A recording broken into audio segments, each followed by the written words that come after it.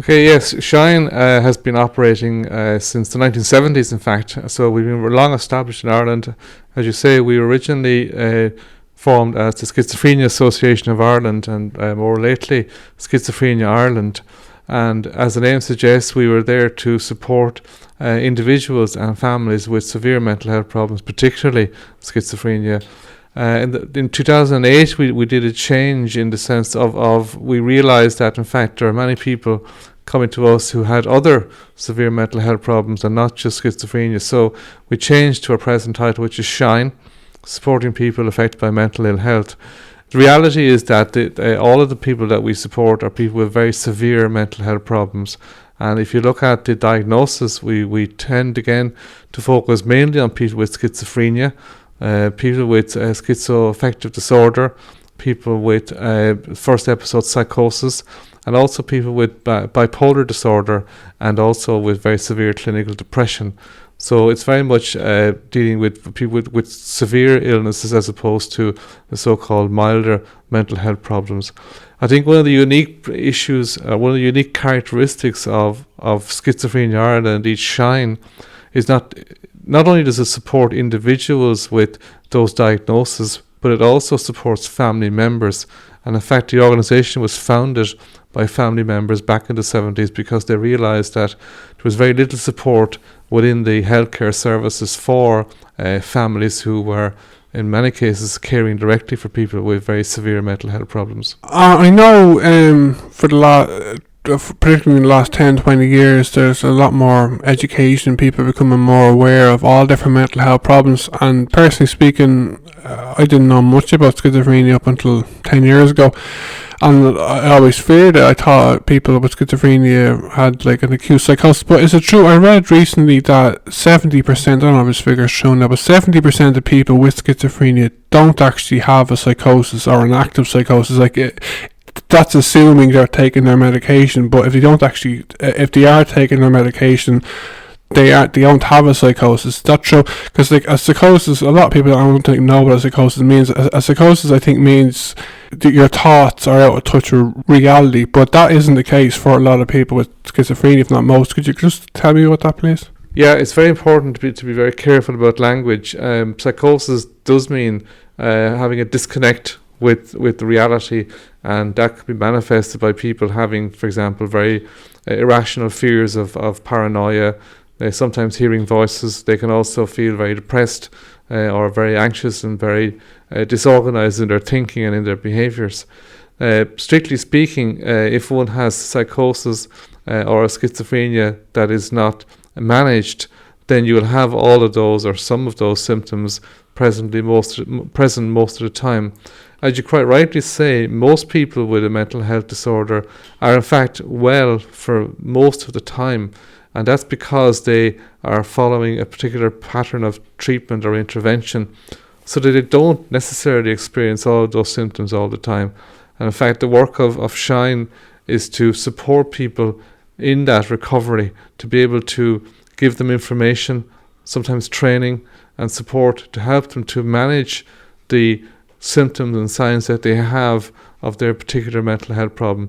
So, for example, if you're hearing voices, again, about 50% of people with schizophrenia can sometimes hear voices.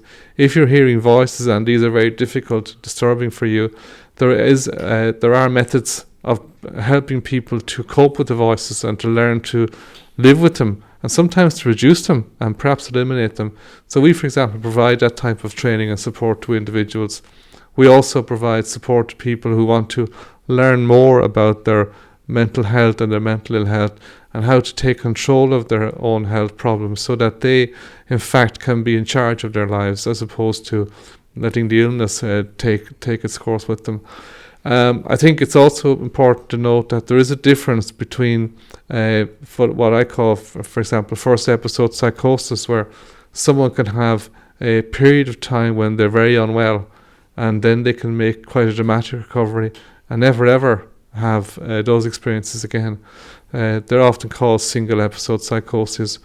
Some people will develop those psychoses over a longer period of time, and I suppose strictly speaking, a diagnosis of schizophrenia is rarely arrived at for when someone is unwell for less than 6 months. So in fact, schizophrenia is a more long-term situation or manifestation, and it's not, the diagnosis is not easily arrived at, and sometimes it can be very difficult to be precise about the diagnosis.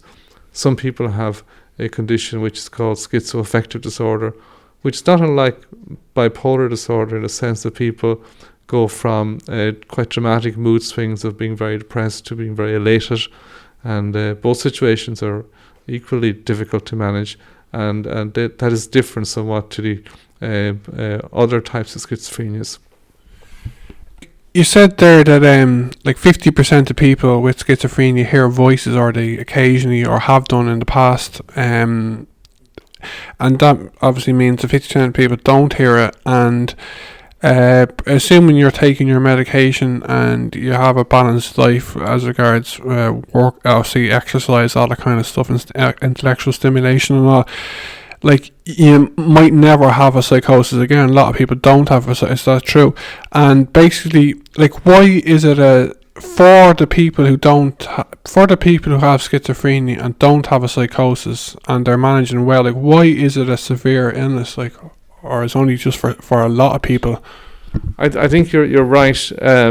We like to think, and we know, in fact, the reality is that many people make significant recoveries. Some people remain on medication for long periods of time. Others reduce their medication over time with the support of their GP or their mental health services. So in fact, people do move from being very acutely unwell to living a reasonably ordinary life with some support. Other people, unfortunately, need more support for longer periods of time. So there's a very variable pattern. But you are right in saying many people do make significant recovery. They reduce those symptoms significantly, or they learn to manage them. So as I said, you can learn to manage voices sometimes, or you can learn to manage feelings of paranoia or feelings of despair or anxiety with support from other people. Okay, that's great. We'll just leave talking about schizophrenia there. Just we talk briefly about bipolar. I used to think as well, up until about 10 years ago, that people with bipolar had extreme mood swings, elation. But could you just tell us briefly a little bit about bipolar, please? Well, bipolar disorder is a medical disorder, medical diagnosis. It was once called manic depressive psychosis or manic depression, and as the name suggests, it's the situation where somebody finds themselves with extremes of mood. They can either have very, very prolonged periods of depression, or they can have very prolonged periods of elation, where they feel overly elated, I suppose is the only word I can use.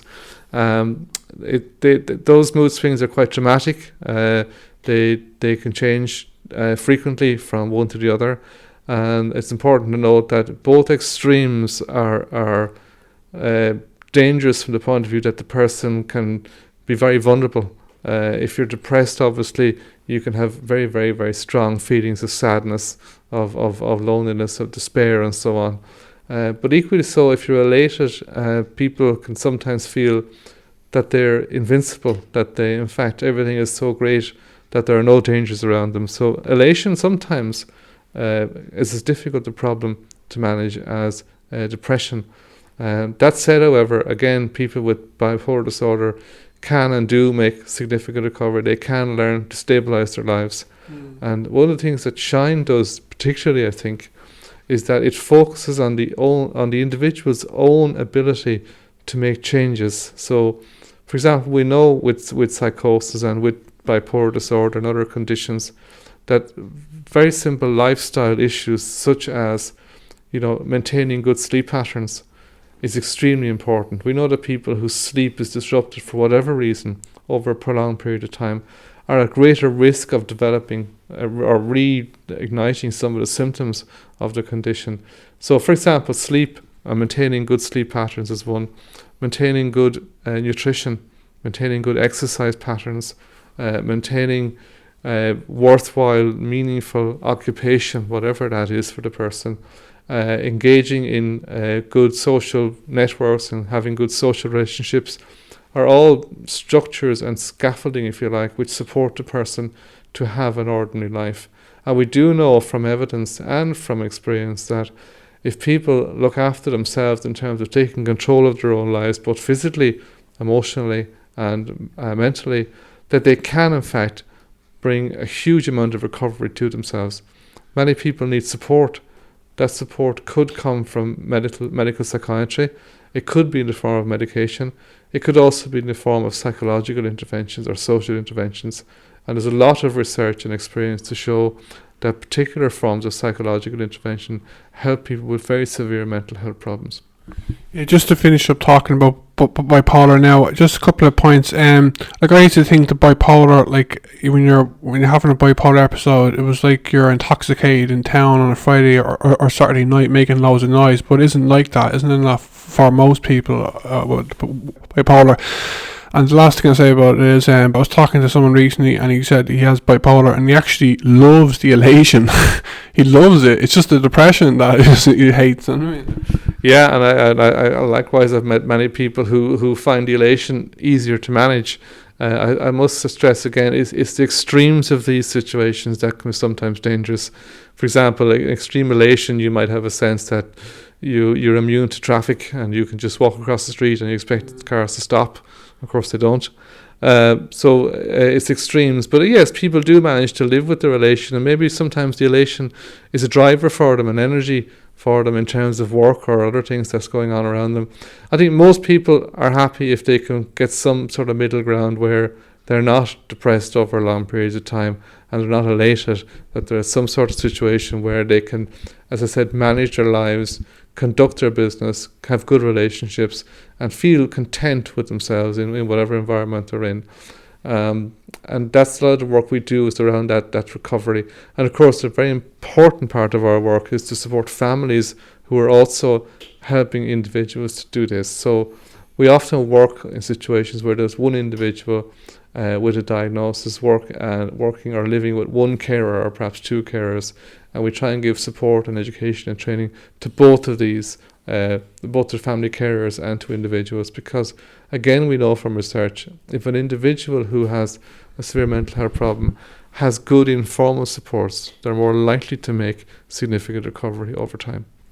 Yeah, we only have a minute left, John, and it's unfortunate. Just the last thing I wanted to say. It's a pity we only have a minute left, but I think it's very encouraging. I love the name of your organisation, Shine, and I love the website address, shineonline.ie, and it's great. And I'm saying this as someone who's interested in the internet as a form of networking and communication and expressing yourself.